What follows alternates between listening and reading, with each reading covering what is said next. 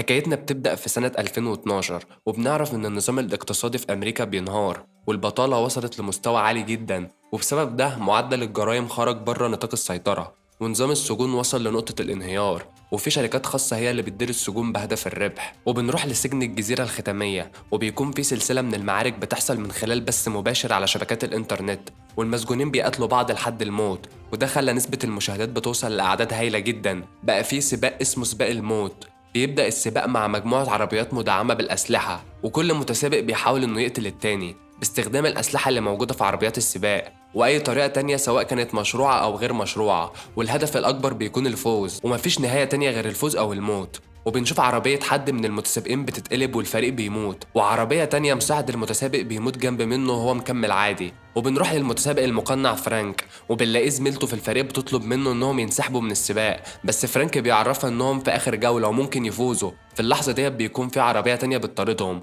وفرانك بيطلب من زميلته انها تستخدم الدخان او الزيت، بس هي بتعرفه ان كل حاجة خلصت ولازم ينسحبوا من السباق. ومنافس فرانك مرة واحدة بيضرب على عربيته صاروخ، فبنلاقي عربية فرانك بتتقلب في الهواء وبتتدمر تماما وفرانك بيموت. من ناحية تانية بنروح لمصنع حديد وصلب، والمصنع بيسرح كل العمال اللي موجودين فيه علشان هيقفل، وبسبب قلة الشغل والعمال ما بيكونش عندهم أي مصدر دخل تاني، وبيكونوا مش عارفين هيشتغلوا فين، والعامل جينسن بيكون من ضمن عمال المصنع. بعدها عمال المصنع بيعملوا اضراب علشان مفيش شغل تاني، وبتوصل قوات الشرطة للمصنع علشان تفض الاضطراب العام، وبيحصل اشتباك ما بين العمال وقوات الشرطة. جينسن من بعيد بيكون بيتفرج لحد ما بيلاقي واحد صاحبه اسمه روز بيتصاب برصاصة مطاطة، وبيتدخل علشان يساعده، ومرة واحدة بياخد هو كمان رصاصة مطاطية في جسمه وبيقع على الأرض، وبيلاقي عسكري بيقرب منه وبيضربه بالعصاية، فبنلاقي جينسن بيمسك منه العصاية وبيضرب بيها العسكري. في نفس اليوم بالليل جينسن بيروح بيته وبيعرف مراته ان المصنع اللي شغال فيه اتقفل، وهو هيبدأ يدور على مكان جديد يشتغل فيه. وبعدها جينسن بيدخل يطمن على ابنه الرضيع، وبيطلع يغير له هدومه لحد ما مراته تجهز الاكل. مرات جينسن وهي في المطبخ مرة واحدة بيظهر لها شخص ملثم وبيقتلها. جينسن لما بينزل لمراته بيلاقيها ميتة في المطبخ، ومرة واحدة بيظهر له الشخص الملثم وبيرش عليه مادة مخدرة وبيفقده الوعي. اول ما جينسون بيفوق بيلاقي ايده ملطخه بالدم وماسك سكينه اللي مراته ماتت بيها، وبتكون قوات الشرطه وصلت للبيت وبتقبض على جينسون. بعد مرور 6 شهور جينسون بيدخل سجن الجزيره الختاميه المشدد. تاني يوم الصبح بنروح لمطعم السجن، وبنشوف السجين باتشيكينو بيحاول يستفز جينسون بسبب موت مراته، وبنلاقي جينسون بيمسك صينيه الاكل وبيضرب بها باتشيكينو ضربه قويه وعنيفه وبيوقعه على الارض، بس حراس السجن بتتدخل ما بينهم وبتنتهي الخناقه. بعدها اولريك ضابط السجن بياخد جينسون علشان يوديه لمكتب مديرة السجن، وبيكون متضايق من جينسون عشان ضرب جماعه الاخوه، وبيعرفوا ان دي اقل المشاكل اللي ممكن يواجهها في السجن، وبيقول له ان مديرة السجن بتتعامل بشكل سيء مع اي حد بيعمل مشاكل جوه السجن. جينسون بيقابل السيده هينسي مديرة السجن، وبتعرفه انها مش بتحب مشاكل جوه السجن بتاعها، وبتقول له ان ممكن فتره العقوبه بتاعته جوه السجن تزيد او تقل على حسب اللي هو عاوزه. وبتعرفه انها شافت السجل بتاعه وعرفت انه كان بيسوق عربيات وانها ممكن تساعده، وبتوضح له المسائل، وبتقول له انها عندها في السجن سباق العربيات اسمه سباق الموت، وكان في متسابق اسمه فرانكشتاين وليه عدد معجبين كتير، وبسبب اصابته الكبيره حصلت تشوهات وكان بيلبس قناع، وعودته للسباق الناس كلها مستنياها، بس هي عندها مشكله مع عوده فرانك لانه بيكون مات، وبتقوله ان اي حد ممكن يلبس قناع بس مش اي حد يقدر يسوق العربيه، وبسبب تاريخه في السواقه ومهاراته العاليه هي عاوزاه يحافظ على اسم اسطوره فرانك وبيكون مكانه في السباق. جينسون بيرفض عرضها وبيطلب منها انها تقول الحقيقه للناس، بس هينسي بتعرفه ان فرانك كان ليه تاثير قوي على الناس، وده حاجه صعبه جدا ومهمه بالنسبه لهم في اداره السجن. جينسون بيكون خايف على حياته ومش عاوز يضحي بيها، بس هينسي بتقوله لو كسبت في 5 سباقات هتخرجه من السجن ويكون حر. هينسي بعدها بتودي جينسون للمدرب، وبيكون عارف انه جاي مكان فرانك، وبيتعرف على مساعدين المدرب جانر وليستس. جينسون بعدها بيعرف منهم انهم عندهم متجر سيارات متكامل زي اللي موجودين بره السجن، وكل فريق ليه متجر خاص بيه ومفيش حد من الفرق بيساعد التاني. المدرب بيعرف جينسون انه بالنسبه للمساجين هو جينسون امز، ومفيش حد هيعرف انه فرانك غير الفريق بتاعه بس وعدد قليل من الحراس، والمدرب بيطمنه من ده علشان مديرة السجن هينسي في السجن هي القاضي وهيئة المحلفين والجلاد، والسباق زي ابنها واي شخص بيهدد ابنها بتقتله. وبيعرفوا كمان ان جمهور السباق عدده قل للنص من وقت ما فرانك خرج من اللعبة، وده خلى ارباح الشركة تقل، وعلشان كده هي محتاجاله. من ناحية تانية بنشوف هينسي بتكون مراقبة كل اللي بيحصل وشايفاهم وسامعاهم وهما بيتكلموا مع بعض. بنرجع للفريق وبيوروا جينسون عربية السباق بتاعت فرانك، وبيكون اسمها الوحش لأنها من نوع المستنج، وسقفها منحني، وجينسن بيعرف ان الرصاص بتاع الاسلحه الخراس بيسلموه للمتسابقين يوم السباق علشان محدش يستخدمه ضد الحراس ويهرب من السجن. المدرب بيعرف جينسن ان مفيش اي فرصه للتفكير في الهروب من السجن، لان هينسي معاها مفاتيح الكهرباء في كل الاسلحه وكل عربيات السباق، والحراس محصنين ومعاهم اسلحه كتيره، وانهم في جزيره وحوالين منهم بحر، وطريقة الخروج الوحيدة من السجن هو الجسر اللي دخل منه للسجن. جينسن بيعرف إن فرانك قتل 20 متسابق وبمعدل 60% كل سباق. المدرب بيعرف جين إن السباق متقسم ل3 مراحل على 3 أيام. في أول جولتين لازم يحاول يتخلص من أكبر عدد من المنافسين علشان يقدر يوصل لخط النهاية وهو حي، والمرحلة الثالثة هي مرحلة السرعة والوصول للنهاية والفوز. وبيعرفوا كمان إن في مساعدة ليه هيقابلها بكرة اسمها كيس. جينسن بيكون عاوز يقابلها قبل السباق، بس بيعرف انه ممنوع لان البنات بتوصل من سجن النساء في المنطقه الشماليه يوم السباق بس. وبيعرف كمان ان في متسابق واحد اسمه جو وملقب بالرشاش، هو الوحيد اللي عنده مساعد راجل وباقي المتسابقين عندهم مساعدين بنات. بعدها بيظهر جو بيطلب من المدرب انه لما يشوف فرانك يعرفه ان السباق الجاي بينهم هما الاتنين، والمره الجايه هيوديه المشرحه بدل المستشفى. بعد شويه بتوصل عربيه وبينزل منها مجموعه من الاشخاص لابسين اسوار تعقب في ايديهم، وجينسن بيعرف من المدرب انهم بينظموا السباق. تاني يوم الصبح جينسن بيصحى من كابوس وبيفتكر الشخص اللي قتل مراته وكان لابس نفس اسوره التعقب اللي منظمين السباق لابسينها. بنروح للجوله الاولى من السباق وبنشوف هنسي بتجهز جينسن وبتلبسه لبس فرانك، وبيخرج مع الحراس وسط العنابر وبالليل المساجين بيشجعوه لحد ما بيوصلوه للفريق بتاعه وبيسلموه ليهم. المدرب بيطلب من جينسن انه ما يتكلمش مع اي حد من المتسابقين خلال السباق علشان فرانك ما كانش بيتكلم مع حد. في اللحظة دي بتوصل عربية من سجن النساء وبيوصل للبنات اللي بيساعدوا المتسابقين. كيس بتتعرف على فرانك الجديد، والمدرب بيعرف جينسن انه عامل ازاز عاكس في العربية عشان لو حابب يقلع القناع، فبنلاقي جينسن بيستخدم الازاز العاكس وبيقلع القناع. بنروح لهنسي وبتبدأ البث المباشر للسباق، ان كل متسابق ليه كاميرا متابعة من حق المشاهدين يراقبوا اي كاميرا منهم، وبنعرف ان في 12 مليون شخص من المشاهدين بيتفرجوا على فرانك. وهنسي بتكون عارفه ان عدد المشاهدين لما السباق بيبدا هيوصل ل 45 مليون مشاهد. جينسن بيعرف من كيس انها دخلت السجن علشان قتلت جوزها وكان ضابط شرطه. المدرب بيتواصل مع جينسن وبيعرف ان السباق مكون من 3 جولات، وهنسي بتفعل الاسلحه في الجوله الثانيه وبيطلب منه يكون في المقدمه ويوصل بشكل سريع. اول ما بيبدا السباق كل متسابق بيحاول يوصل بسرعه للجوله الثانيه علشان ياخد الاسلحه، وفرانك بيكون في المركز الرابع. وبنلاقي كيس بتساعد فرانك في السباق وبتعرفه الاماكن المختصره اللي يدخل منها ويقدر انه يتقدم على باقي المتسابقين، وبيكون في المركز الاول بشكل مؤقت لنهايه الجوله الاولى. من ناحيه تانية بيكون في منافسه خاصه ما بين فرانك وجو شاكوش، وبنلاقي جو عينه طول الوقت على عربيه فرانك وبيكسر عليها وبيدخله في مساحه غير متساويه وبيحاولوا انه يكعب له في السباق. المساعد بتاع جو بيطلب منه يركز في السباق لانهم متاخرين، بس جو بينفعل عليه وبيفهمه انه عارف هو بيعمل ايه وبيضربه على وشه بالقلم علشان يسكت. جينسن بيرجع مرة تانية للأرض وبيحاول إنه يخبط عربية جو، بس الكوتش بيعرفه إنه مش هيقدر يرد الضربة لجو علشان العربية بتاعته قوية وبتستحمل الضرب. كيس بتطلب من جينسن إنه يبعد عن جو عشان ممكن يموتوا هما الاتنين، وبتعرفه إن في طريق مختصر، وبيبعد جينسن عن عربية جو وبيدخل من الطريق المختصر. هينسي بتفعل السيوف والدروع، وجينسن بيعرف من كيس إن السيوف بتفعل الأسلحة الأساسية والدروع بتفعل الزيت والدخان. والدروع والسيوف بيكونوا موجودين عند أرض السباق، والعربية اللي بتعدي من عليهم بتفعل السيوف والدروع بتاعتها. وبعدها على طول هينسي بتفعل رؤوس الموت، وبيعرف ان رؤوس الموت عبارة عن فخ لانها بتكون حاجز حديدي بيسد الطريق. وبنلاقي عربية بتخبط في رؤوس الموت والفريق كله بيتفجر. وبنشوف متسابق بيفعل تقنية الزيت وبيحدفه على عربية جو شاكوش وبيتعطل عن السباق وبيقف في مكانه بالعربية، وجو بيكون منفعل جدا لانه عاوز يرجع للسباق في اسرع وقت. من ناحية تانية بنلاقي متسابق بيستخدم صاروخ وبيقلب بيه عربية غريم المجنون، وبنلاقي غريم بينزل من عربيته وبيكون عايش، بس بيرجع جو شاكوش مرة تانية للسباق وبيشيل من قدام غريم بيقتله. جينسن بيحاول يستخدم الأسلحة الهجومية بتاعته بس بتكون عاوزة تتصلح، وكيس بتطلع فوق العربية علشان تصلحها، وبنلاقي فتاة من فريق القسم بتضرب عليها نار، وبيحاول جينسن انه يبعد عن الهجوم علشان يحمي كيس، وبتقدر انها تصلح الأسلحة الهجومية. جو بيرجع مرة تانية بكل قوته وبيقدر انه يفعل السيوف والدروع، وجينسن ما بيكونش قادر يفعل اي اسلحة هجومية او دفاعية. وبنشوف متسابق تاني بيضرب نار على عربية جينسن، وبنعرف من الكوتش ان الدرع الحديدي اللي في ظهر العربية مش هيقدر يقاوم الضرب، والكوتش بيطلب من جينسن اما يبعد عن المتسابق اللي بيضربه او يقتله.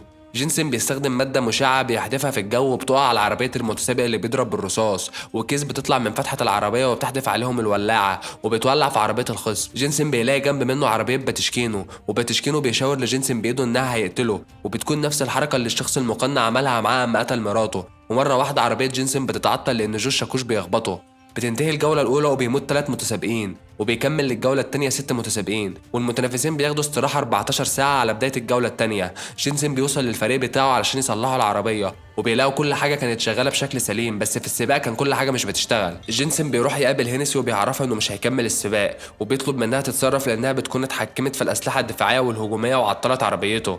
هينسي بتطلع صورة لجينسن وبيكون في الصورة زوجين، وبتعرفوا ان الزوجين دول هما اللي هيتبنوا بنته الصغيرة، ولما تكبر مش هتعرفه الا اذا سمع كلامها وكمل السباق، وهي هتوفي بوعدها وتخرجه من السجن. جينسن بيقرب منها وبياخد صورته مع بنته اللي معاها، وهي كانت مجهزه سلاح تحت المكتب علشان لو هجم عليها تقتله. جينسن بيعرف هينسي انه عارف ان الشخص اللي قتل مراته موجود في السجن، وبياخد منها الاشاره الخضراء انه يتعامل معاه.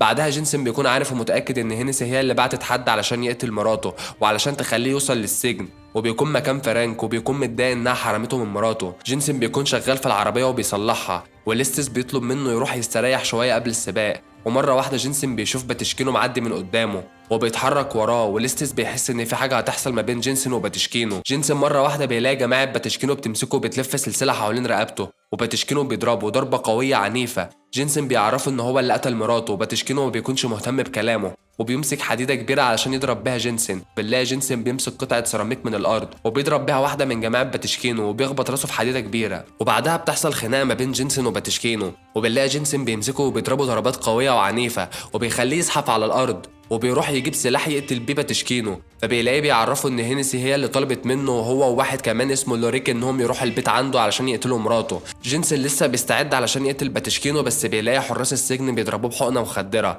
بننتقل بعدها للجوله الثانيه، والمره دي اعداء جينسن بيكونوا جو وباتشكينو. بتبدا الجوله الثانيه وجينسن بيفضل واقف في مكانه لدرجه انهم بيفتكروا انه عاوز ينسحب من السباق، وبنلاقي جينسن بيدخل جوه نفق وبيتكلم مع كيس وبيهددها انه هيقتلها لو ما عرفتوش حقيقه فرانك القديم، وبيعرف منها ان هينسي طلبت منها تخريب الاسلحه بتاعته الخلفيه علشان وعدتها انها هتفرج عنها من السجن، وبتعرفه انها ما قتلتهوش، وكل اللي عملته انها تتاكد انه ما يفوزش في السباق علشان عاوزاه يستمر في السباق وما يخرجش بره السجن. وبيعرف من كيس انه هينسي طلبت منها تاخره في الجوله الاولى، وجينسن بيعرف ان هينسي مش عاوزاه يفوز علشان ما يخرجش من السجن. مره واحده بنلاقي جينسن بيستخدم قوه الدفع اللي في العربيه وبيقدر يرجع للسباق مره تانية، وبنلاقيه بيطارد باتشكينو. جينسن بيكون قدام السيف والدرع، وكيس بتطلب منه ياخد الدرع علشان يدافع، بس جينسن بيروح للسيف وبياخد سلاح هجومي علشان في حد عاوز يقتله بيه، لدرجه ان الكوتش بيستغرب منه لانه بيكون في المقدمه ومفيش حد هيضربه بالسلاح. وبنشوف باتشكينو بيحس انها فرصته علشان يقتل جينسن، وبيضرب عليه نار من اسلحته، وجينسن بيلف العربيه وبيتحرك بيها بظهره وبيضرب على باتشكينو لحد ما بنلاقي جينسن بياخد سلاح هجومي وبيعدل العربيه مره تانية، وبيطلب من كيس انها تضغط على زرار الدخان، وده بيخلي باتشكينو مش شايف اي حاجه قدامه، وبيخبط في عمود كبير وعربيته بتتقلب.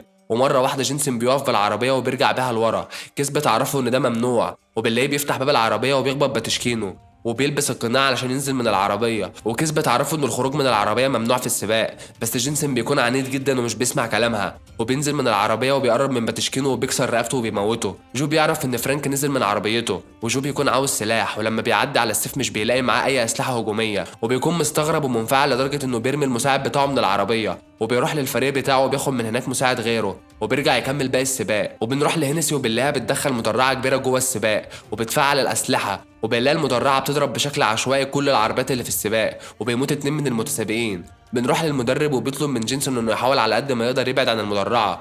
من ناحيه تانية بنلاقي المدرعه بتستخدم اسلحه ناريه وبتضرب بيها عربيات المتسابقين، ومره واحده بتكلبش عربيه المتسابق كي 14 وبتضرب عليه قنبله من المدرعه وبيموت. وبيكون جينسون في المركز الاول وجو في المركز الثاني، وباقي المتسابقين بيكونوا ماتوا. وبعدها السباق بيكون اكتر خطوره لان المدرعات بتدخل في السباق وبتكون عنصر تهديد لجينسون وجو. من ناحيه تانية بنروح لجينسون وبيطلب من ليستس يوصله بجو على التليفون، وبيطلب منه يتحالفوا مع بعض ويلعبوا بشكل هجومي ضد المدرعه، وبنشوفهم بعدها بيبعدوا من فوق رؤوس الموت جنب بعض، والمدرعه بتكون وراهم، واول ما بتعدي على دايره رؤوس الموت المدرعه بتنفجر. بعدها بنروح لمكتب هينسي والمساعده بتاعتها بيسالها هيعملوا ايه، فبتقول لهم انهم هيقتلوه، والمساعد بيكون فاكر انها عاوزه تقتل فرانك، بس بتعرفوا ان فرانك ما ينفعش يموت لانه ماسك، وبتكون قصدها على جينسون.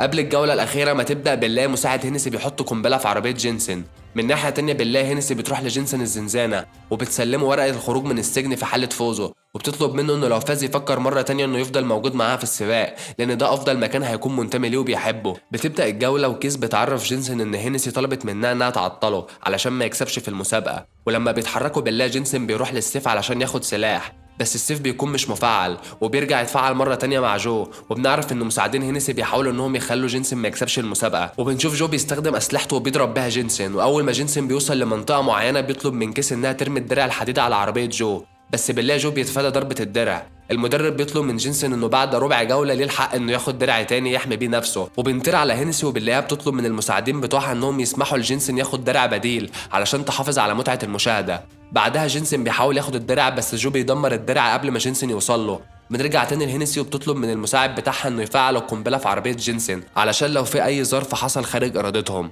بنرجع لجو بنلاقيه بيفجر سور السجن وبيخرج هو وجينسن من السجن وبيطلعوا بره السباق وبيكونوا في طريقهم للهروب. بنروح لهينسي وبتكون غضبانه من اللي بيحصل علشان جو وجينسن بيهربوا من السجن، وبتحاول تفجر عربيه جينسن بس بنعرف بعدها ان كوتش وفريقه اكتشفوا القنبله وشالوها من عربيه جينسن. بنرجع لجو وجينسن وبنعرف انهم اتفقوا مع بعض علشان ينفذوا خطه للهروب من السجن. من ناحيه تانية عربيات السجن والطيارات بتطارد جو وجينسن وبيحاولوا يقبضوا عليهم. بنعرف ان جينسن معاه تانك بنزين صغير في العربيه وبيحدفهم على عربيات الشرطه وبيفجرهم على الجسر. هينسي بتكلم الطيارين وبتطلب منهم يطاردوا عربيه فرانك، وبنشوف جينسن بينط من العربيه وكيس بتكمل سواقه، والطيارات بتطارد كيس لحد ما بيقدروا يقبضوا عليها، وكيس بتكون لابسه قناع فرانك علشان مفيش حد يشك فيها. من ناحيه تانية بنلاقي جينسن وجو بيهربوا مع بعض وبيركبوا قطر البضايع وبيهربوا بعيد عن السجن. بنرجع للسجن ومساعد هينسي بيعرفها انهم قبضوا على فرانك، وبيكون معاه هديه وبيقول لها ان الهدايا بدات توصل بسبب نسبه المشاهدات والارباح العاليه، ولما بتفتح الهديه بتلاقي جواها القنبله اللي كانت زرعاها في عربيه جينسن، ومره واحده بتلاقي الكوتش معاه ريموت كنترول وبيفجر القنبله وبيموت هينسي والمساعد بتاعها. بعد مرور 6 شهور بنروح لسانتا روزاليا في المكسيك وبنشوف جو وجينسن فتحوا مكان لتصليح العربيات وبقى شركاء وحبايب. بعد شويه بتوصل كيس ليهم وبتعرفهم انها اخدت وقت شويه في اوراق الخروج من السجن، وجيم بيعرف كيس على بنته الصغيره. جينسن بيكون عارف ان مفيش حد مثالي في الحياه، وعلشان كده هيحاول على قد ما يقدر انه يكون اب كويس لبنته لانه بيحبها ومستحيل يضيع الفرصه من ايديه انه يخليها تكون فخوره بيه، وده اهم حاجه بالنسبه له. وانتهى فيلمنا ويا رب يكون عجبكم، واللي حابب يتابعنا ويشوف بقيه الافلام يشترك ويفعل زر الجرس.